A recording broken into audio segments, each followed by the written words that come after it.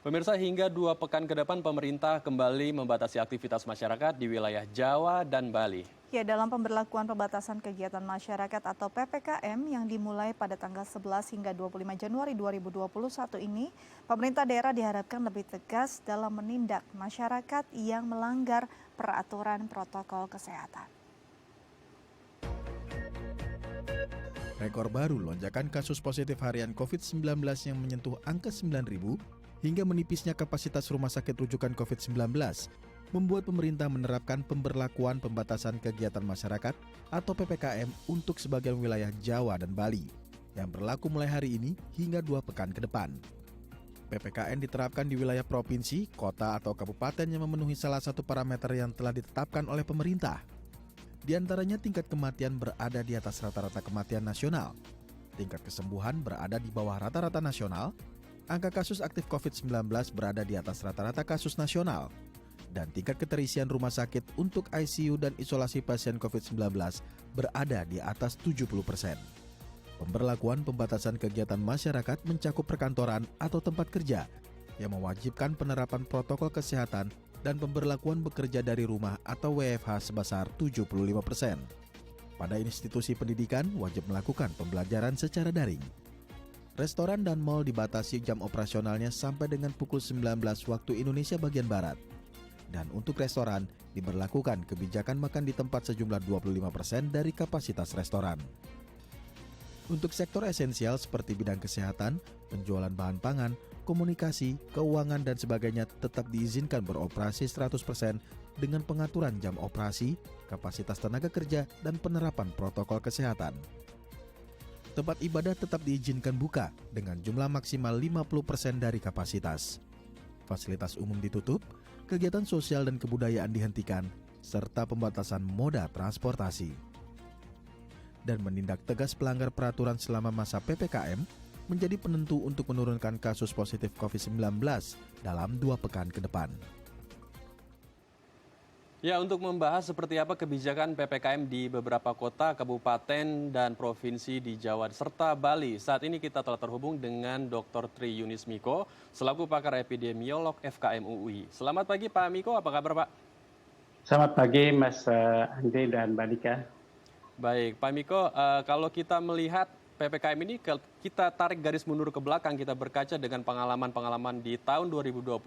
Pada bulan Agustus ini positif rate-nya meningkat sekitar 20%. Kemudian pasca libur panjang Natal dan Tahun Baru meningkat lagi 29,4%. Dan di awal tahun 2021, peningkatan kasus positif COVID-19 ini sangat tinggi. Di pekan lalu bahkan bahkan sudah melebihi 10.000 kasus positif COVID-19 dalam satu hari, dan Jakarta menjadi hotspot atau epicentrum peningkatan kasus positif COVID-19 yang tertinggi mencapai 2.000 kasus dalam satu hari.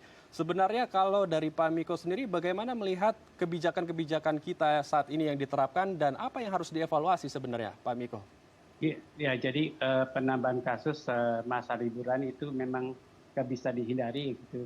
Selalu meningkat, liburan pertama, liburan kedua, dan sekarang ada liburan ketiga meningkat banyak. Tapi pada liburan ketiga ini ada yang berbeda, yaitu jumlah tes yang dilakukan. Pada liburan pertama masih 20.000, liburan kedua ya 20.000 sampai 30.000. Sekarang ini tes yang dilakukan sampai 70-an ribu begitu.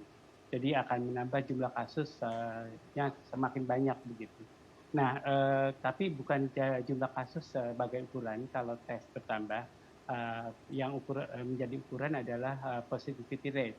Positivity rate-nya tidak jauh berbeda, bahwa pada liburan pertama masih sekitar 15 sampai 20% begitu. Liburan kedua juga sama, liburan ketiga juga sama. Artinya wabah di Indonesia masih sama, artinya masih meningkat, masih mewabah begitu. Jadi belum ada tingkat penurunannya begitu. Nah, menurut saya upaya-upaya yang dilakukan memang dari pertama tes kita masih kurang. Nah, yang kedua adalah kontak tracing juga menurut saya semakin berkurang. Kemudian isolasi, menurut saya isolasi oleh pemerintah masih kurang. kemudian ya belum lagi karantin yang tidak dilakukan oleh pemerintah Indonesia, kemudian fasilitas pelayanan. Nah, sekarang ini sudah hampir penuh begitu. Bulan Desember sudah di warning bahwa fasilitas pelayanan sudah penuh, sudah hampir penuh. Kemudian sekarang juga berita-berita di koran menunjukkan bahwa fasilitas pelayanan sudah hampir penuh. Nah, ini karena pemulihan ekonomi berbarengan dengan penanggulangan COVID. Itu risiko di mana pemulihan ekonomi itu berbarengan dengan penanggulangan COVID. Penanggulangan COVID itu tidak bisa berbarengan dengan pemulihan ekonomi karena pada pemulihan ekonomi akan menimbulkan kerumunan. Pabrik-pabrik akan buka sebanyak-banyaknya, kemudian proyek apapun kemudian akan menimbulkan kerumunan. Nah, harusnya itu dievaluasi apakah tepat pemulihan ekonomi dibarengi, di daerah mana saja yang harus bisa dibuka pemulihan ekonominya, di daerah mana saja yang harusnya dibatasi. Jadi begitu Mas, kira-kira penanggulangan COVID di Indonesia. Baik, Pak Miko, kalau kita lihat ini menjelang adanya rem darurat, banyak masyarakat yang memanfaatkan waktu untuk sebisanya keluar rumah, sebisanya mungkin berkerumun akhirnya, Pak.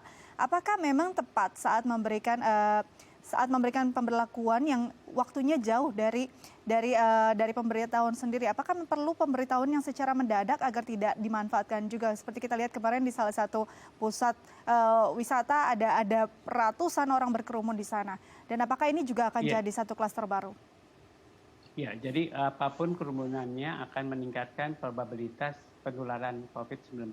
Apapun, mau itu di tempat wisata, di pasar, kemudian di industri real estate, industri apapun, pabrik-pabrik itu akan menimbulkan penularan yang sangat banyak begitu. Kemudian dia kayak di Bekasi, di Kerawang itu pabrik yang mungkin masuk ke 25% begitu.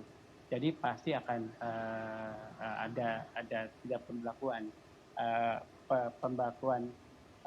pembatasan kegiatan masyarakat atau PPKM tidak akan mungkin ditaati di sana begitu. Karena kemudian kalau pabrik itu dengan 25% ya produksinya akan turun begitu. Jadi kalau Jawa Timur juga ada pabrik-pabrik yang mungkin tidak akan ditaati oleh pabrik tersebut begitu. Nah, karena aturan PPKM ini adalah aturan oleh Mendagri, kemudian diikuti dengan aturan di bawahnya adalah Perda atau Pergub atau Perwal atau Pergub, Perwal atau Perbud begitu. Nah, kalau Perwal, Perbud atau Pergub itu giginya ompong begitu. Ada peraturannya, paling mungkin orang tidak bisa dipenjarakan dengan Perbud dan Perwal atau Perbud, tapi bisa didenda gitu. Kalau Perda itu bisa dipenjarakan. Jadi menurut saya peraturannya harus tegas begitu, harusnya Perda.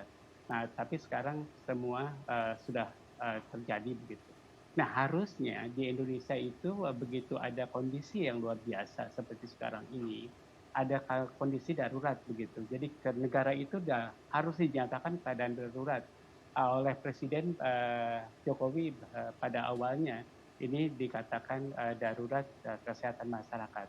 Nah, itu harusnya kalau di Filipina itu kalau darurat bencana alam atau darurat kesehatan masyarakat, kondisi negara harusnya benar-benar darurat. Jadi kayak BNPB ada darurat 1, darurat 2, darurat 3, darurat 4. Kemudian harus itu diberlakukan kondisi darurat negara ini. Jadi orang nggak akan sembarangan melakukan kegiatan atau aktivitas sosial dengan kondisi darurat yang berapa begitu, darurat 1, 2, 3, 4. Kalau itu berlaku maka masyarakat bisa diatur dengan undang-undang. Sayangnya undang-undang yang ada di BNPB itu hanya untuk kondisi bencana alam. Harusnya bencana non alam juga diberlakukan yang seperti sama. Kalau kondisi negaranya seperti sekarang ya, dengan wabah yang begitu besar, begitu berdampak, kematiannya banyak, dan yang sakit juga banyak. Harusnya kondisi negara kita dalam kondisi darurat, begitu Mbak. Baik, jadi memang benar-benar harus ada tindakan yang tegas, pemberlakuan rem darurat juga harus benar-benar darurat. Ya. Baik Pak, kita masih akan melanjutkan lagi perbincangan, tapi kita harus jeda dulu. Jangan kemana-mana pemirsa, tetap bersama kami di Halo Indonesia.